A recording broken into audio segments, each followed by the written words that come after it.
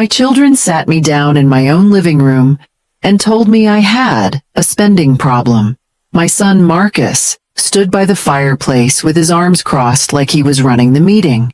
My daughter Petra sat on the couch across from me, holding a folder filled with papers she called evidence.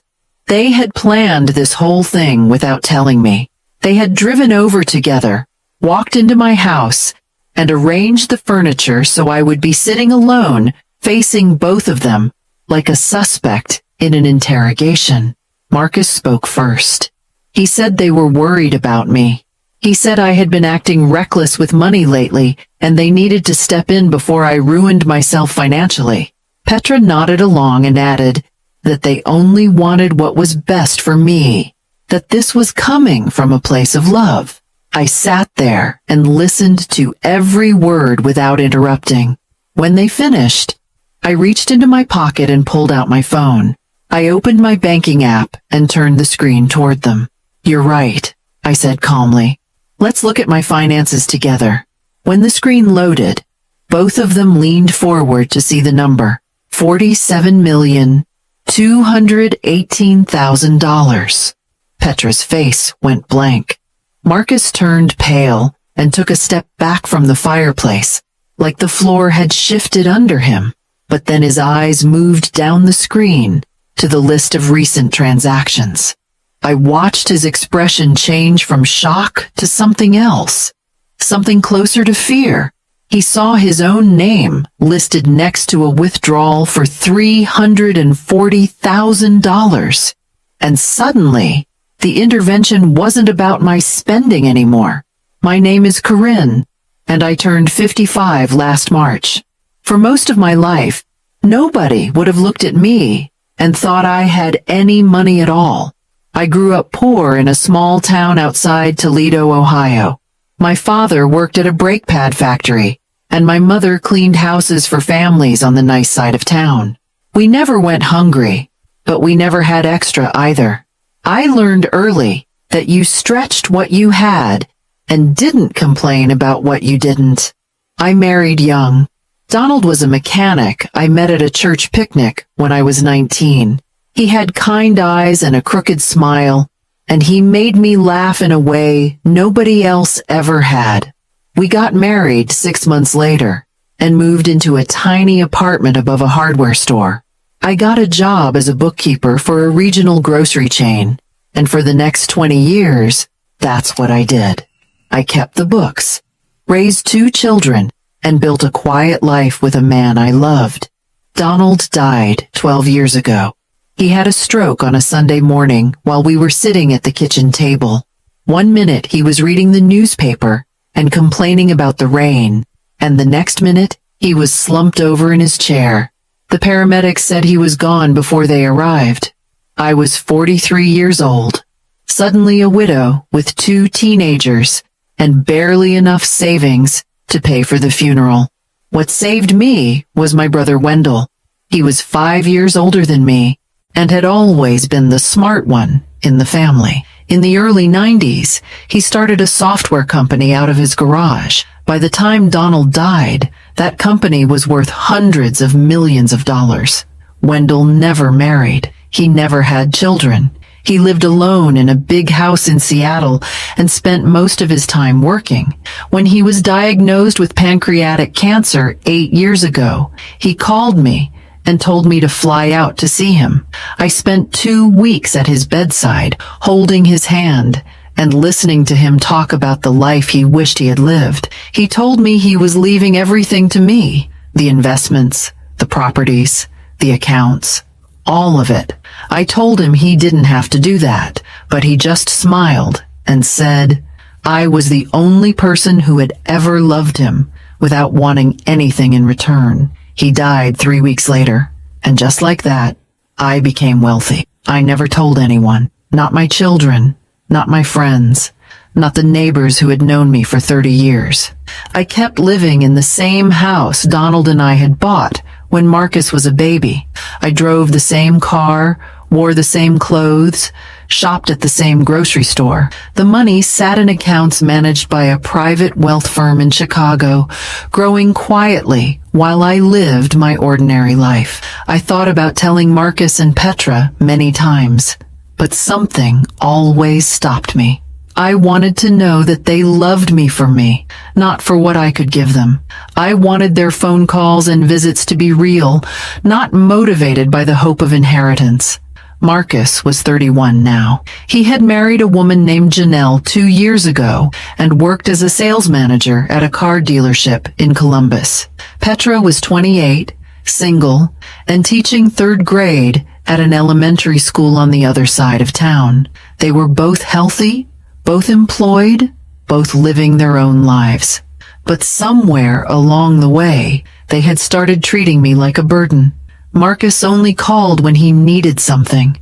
Petra visited on holidays and spent most of the time looking at her phone. When they did come to see me, they seemed impatient, like spending time with their mother was a task they wanted to finish as quickly as possible. I told myself it was normal. I told myself adult children were always busy. But there were nights when I sat alone in my living room and wondered where I had gone wrong, why the babies I had loved so fiercely had grown into strangers who barely seemed to notice I existed. Then 6 months ago, I decided to start spending some of the money Wendell left me. I was 55 years old. I was healthy. I had no debt and no mortgage, and no reason to keep living like I was still counting pennies. I booked a trip to Italy, something I had dreamed about since I was a young girl looking at pictures in library. I bought a new car, nothing flashy, just a comfortable sedan with leather seats and a sunroof. I hired a contractor to renovate my kitchen, to finally replace the cabinets and countertops that had been falling apart for years. And that's when my children suddenly became very interested in my life. Subscribe for more stories and tell me where you're watching from. The first sign of trouble came 2 days after I bought the new car. I had parked it in my driveway. Nothing fancy, just a dark blue sedan with a sunroof and heated seats. I had driven used cars my entire adult life, and for once I wanted something that didn't rattle when I went over a pothole. Marcus stopped by that evening without calling first. He stood in the driveway staring at the car like it was a spaceship that had landed on my lawn. "Mom, where did you get the money for this?" he asked. I told him I had been saving for a while and decided to treat myself. He didn't look convinced. He walked around the car slowly, looking at the wheels, the trim, the logo on the back, like he was calculating the price in his head. "This had to cost at least $40,000, he said. "Are you sure you can afford this?" I told him I was fine and invited him inside for coffee. He declined. He said he had somewhere to be, but he kept glancing back at the car as he walked to his truck. That night, he called Petra, and I know this because she called me the next morning with questions of her own. "Marcus said you bought a brand new car," she said. "Mom, are you okay? Is something going on?" I told her the same thing I told her brother. I had saved up. I wanted something nice. There was nothing to worry about. She didn't push it further, but I could hear the skepticism in her voice. 3 weeks later, the contractor started work on my kitchen. I had hired a company Wendell had recommended years ago, a reputable firm that handled high-end renovations. They were tearing out my old cabinets and replacing the countertops with quartz. It wasn't a massive project, but it was more than I had ever spent on my house before. Petra drove over unannounced and stood in the doorway, watching the workers carry out the old materials. Her arms were crossed, and her face was tight with something I couldn't quite read. "Did you take out a loan for this?" she asked. "No," I said. "I can afford it." "Mom, this kind of renovation costs tens of thousands of dollars. Where is this money coming from?" I told her I had made some good investments over the years. She didn't believe me. I could see it in her eyes, the way she looked around my house like she was searching for evidence of something wrong. After that day, the phone calls started coming more frequently.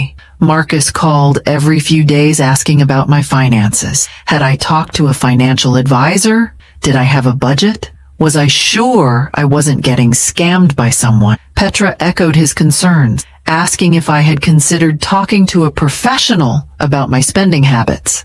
At first, I thought they were genuinely worried. I told myself this was what caring children did when they saw their mother making changes. But the questions kept getting more specific. They wanted to know which bank I used. They asked about my retirement accounts.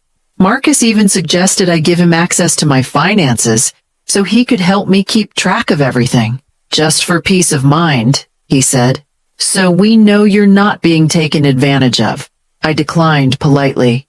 I told him I appreciated his concern, but I was perfectly capable of managing my own money. That's when I found out Marcus had been calling my bank. The wealth management firm in Chicago contacted me with a security alert. Someone claiming to be my son had called their office and asked questions about my accounts. He had told them he was concerned about his elderly mother's mental state and wanted to verify that her assets were being managed properly. The firm refused to give him any information, but they were required to notify me about the inquiry. I sat in my kitchen for a long time after that call, staring at the new countertops the workers had just installed. My own son had gone behind my back and tried to access my financial records. He had called me elderly. He had questioned my mental state, and he had done all of it without saying a word to me. That's when I understood what was really happening. This wasn't about concern. It wasn't about protecting me. My children had noticed I was spending money, and they wanted to know how much was left for them. They weren't worried about my future. They were worried about their inheritance. 2 weeks later, both of them showed up at my door on a Saturday afternoon. Marcus said they needed to talk. They walked into my living room and arranged themselves like they had rehearsed this moment. Marcus stood by the fireplace. Petra sat on the couch with a folder in her lap. "Mom, we think you have a spending problem," Marcus said, "and we're here because we love you." I sat in the armchair across from my children and let them. Marcus paced back and forth in front of the fireplace, explaining how concerned they had been over the past few months. He said they had watched me change, watched me start making decisions that didn't make sense for a woman in my position. He used phrases like financial responsibility and long-term planning and protecting your future. He sounded like he had practiced this speech in front of a mirror. Petra opened the folder in her lap and spread the papers across the coffee table. She had printouts of credit card statements, receipts from the car dealership, an estimate from the contractor who renovated my kitchen. I didn't know how she had gotten some of those documents, but I didn't ask. I just sat there and looked at the evidence she had gathered against me. "Mom, this is over $70,000 in spending in less than 6 months," Petra said. "That's not normal. That's not sustainable. We're worried you're going to drain your savings and end up with nothing." Marcus nodded gravely. "We've talked about this, and we think the best thing for everyone is if you let us help manage your finances, just temporarily, just until you get back on track." I looked at my son standing by the fireplace like he was the head of the household now. I looked at my daughter sitting across from me with her folder full of proof that I had dared to spend my own money. These were the children I had raised. I had worked double shifts to pay for their braces. I had taken out loans for their college tuition. I had skipped vacations and driven broken-down cars and worn the same winter coat for 12 years so they could have everything they needed. And now, they were sitting in my living room telling me I couldn't be trusted. Something shifted inside me in that moment. It wasn't anger. Not exactly. It was more like the final piece of a puzzle clicking into place. For years, I had protected them from the truth because I wanted to believe their love was real.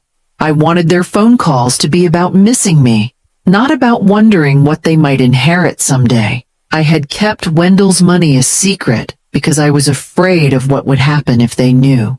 But they had already shown me who they were. Marcus had called my bank and questioned my mental state. Petra had gathered documents behind my back to build a case against me. They had driven over here together on a Saturday afternoon to tell me I was irresponsible and needed to hand over control of my life. They thought I was a foolish old woman who had stumbled into some money and didn't know how to handle it. They thought they could scare me into giving them what they wanted. They were wrong. I reached into my pocket and pulled out my phone. Both of them watched me, probably expecting me to call someone for help or maybe to argue with them. Instead, I opened my banking app and typed in my password. "You're right," I said, keeping my voice calm and steady. "Let's look at my finances together." Marcus and Petra exchanged a glance. They seemed surprised that I was cooperating so easily. Petra closed her folder and leaned forward. Marcus stopped pacing and stood still. I turned the phone screen toward them and held it up so they could both see clearly. The account balance was displayed at the top of the screen in large black numbers. $47,218,000.43. Below that was a list of recent transactions, neatly organized by date. For a moment, nobody moved. Petra's lips parted, but no sound came out. Marcus stared at the screen like he was trying to make sense of a language he didn't speak. "That can't be right," Petra finally whispered. "It's right," I said. "Your Uncle Wendell left me everything when he died 8 years ago. The company, the investments, all of it. I never told you because I wanted to see how you would treat me when you thought I had nothing." Marcus was still staring at the phone, but his eyes had moved down from the balance to the list of transactions below. I watched his face change as he scanned the entries, as his gaze stopped on one particular line and stayed there. His expression went from shock to something else entirely, something that looked a lot like fear. The room went completely silent. Petra was still trying to process the number at the top of the screen, her mouth opening and closing like she wanted to speak, but couldn't find the words. But Marcus wasn't looking at the balance anymore. His eyes were fixed on something further down the page, and all the color had drained from his face. I turned the phone back toward myself and scrolled down to the transaction I knew he had seen. A withdrawal dated 3 months ago. $340,000. Transferred to an LLC registered under the name Marcus Weller Holdings. "What is this?" I asked, keeping my voice steady. Marcus didn't answer. He took a step back from the fireplace and bumped into the bookshelf behind him. A picture frame rattled, but didn't fall. "Marcus," Petra said, turning to look at her brother. "What is she talking about?" I continued before he could respond. "I got a call from my wealth management firm 2 weeks ago. They flagged an unusual transfer from one of my accounts. Someone had accessed the account using documents that were supposed to be confidential. Tax records, signature authorizations, the kind of paperwork you would need to forge a transfer request." Marcus shook his head slowly. "Mom, I can explain. $340,000, I said, transferred to a company with your name on it. And then 2 weeks later, you show up at my house to tell me I have a spending problem." Petra stood up from the couch, the folder of evidence falling to the floor. "Marcus, tell me you didn't do this. Tell me this is some kind of mistake." He didn't look at her. He kept his eyes on me, and I could see the panic building behind them. He was calculating, trying to figure out how to talk his way out of this, the way he had talked his way out of trouble his entire life. "I was going to pay it back," he said. "I just needed it temporarily. I got into some trouble and I didn't know what else to do." "What kind of trouble?" He hesitated for a long moment. Then his shoulders dropped and he looked at the floor. "Gambling," he said quietly. "I started playing poker online a couple years ago. It was just for fun at first, but then I started losing. I kept thinking I could win it back if I just played a little more. Before I knew it, I owed people money. A lot of money. The kind of people who don't wait patiently for you to pay them back." Petra put her hand over her mouth. "How much do you owe?" "More than I took," he said, but the 340,000 covered the most dangerous debts. The ones where they were threatening to hurt me, to hurt Janelle. I sat there looking at my son, this man I had raised from a baby, and I felt something I had never felt toward him before. Not anger, not disappointment, just a deep, hollow sadness. You stole from me, I said. You stole from your own mother, and then you came here and sat me down and told me I was the one with the problem. I didn't know you knew about the money, he said. I thought the account was dormant. I thought you would never notice. So that makes it acceptable? Because you thought you could get away with it? He didn't have an answer for that. He just stood there with his head down, looking smaller than I had ever seen him. Janelle appeared in the doorway from the kitchen. I had forgotten she was even in the house. She must have been waiting there the whole time, listening to everything. Her face was pale, and her hands were trembling at her sides. Marcus, she said, her voice barely above a whisper. What did you do? He turned to look at his wife, and I saw the moment his composure finally broke. His eyes filled with tears, and his voice cracked when he spoke. I'm sorry. I didn't know how to tell you. I thought I could fix it before anyone found out. Janelle shook her head slowly. She didn't say another word.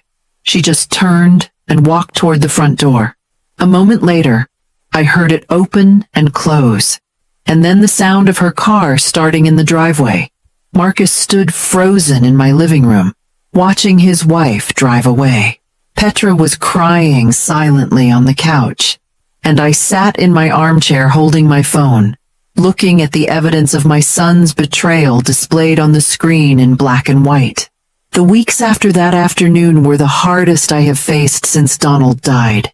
My family, the one I had spent my whole life building and protecting, came apart in ways I never could have imagined.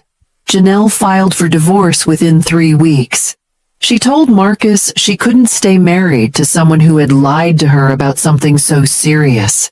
The gambling, the debt, the theft from his own mother. She said she felt like she had been living with a stranger. Marcus moved out of their house and into a small apartment on the other side of Columbus. I heard from Petra that he stopped going to work for a while, that he spent most of his time alone in that apartment, trying to figure out how his life had fallen apart so quickly. I thought about pressing charges. The wealth management firm encouraged me to pursue it. They said what Marcus had done was fraud, that he had forged documents and stolen a significant amount of money. There would be consequences if I wanted them, but I couldn't do it.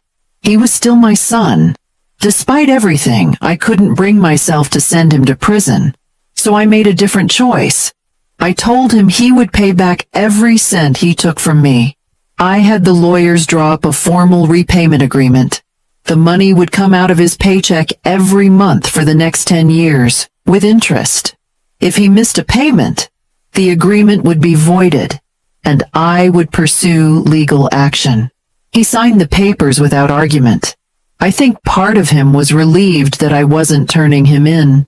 Another part of him probably hated me for holding him accountable at all. That's the thing about consequences. People rarely thank you for enforcing them, even when they know they deserve it. Marcus and I don't talk much anymore. He calls on my birthday and sometimes at Christmas, but the conversations are short and awkward. There's a wall between us now that wasn't there before, and I don't know if it will ever come down. I hope someday he finds his way back to the person I thought he was, but I've accepted that it might not happen in my lifetime. Petra surprised me. A few days after the intervention fell apart, she came back to my house alone. She sat at my kitchen table and cried for almost an hour. She apologized for being part of it, for letting Marcus convince her that I needed to be managed. She said she had been jealous watching me finally enjoy my life, that it made her feel left behind somehow, like I was moving on without her. I should have asked you what was going on instead of assuming the worst, she said. I should have trusted you. I forgave her. It took time, but I could see that her regret was genuine. She wasn't like Marcus. She had been foolish and easily led, but she wasn't cruel. Since then, she has made a real effort to be present in my life. She calls every week just to talk. She comes over for dinner on Sundays when she can. Last month, she asked if I would go on a trip with her, just the two of us, to see the Grand Canyon. We're leaving in the spring. As for me, I'm still learning how to live without secrets. For so long I kept Wendell's money hidden because I was afraid of what it would reveal about the people I loved. Now I understand that the money didn't change anyone. It just showed me who they already were. I've started using the fortune for things that matter. I created a scholarship fund in Wendell's name for students who grew up the way we did, poor and overlooked, but full of potential. I donate to the local food bank every month. I bought a little cottage by a lake in Michigan where I go to read and watch the water and think about the life I've lived. I'm 55 years old. I have more money than I could spend in 3 lifetimes. But the most valuable thing I own is the peace I've found in finally knowing the truth. My children came to my house to stage an intervention about my spending. They thought they were teaching me a lesson. Instead, I taught them one. Love that depends on what you can give isn't love at all. And family that only shows up when there's something to gain isn't really family. I know that now, and knowing it has set me free. If you want more stories, subscribe and tell me where you're watching from.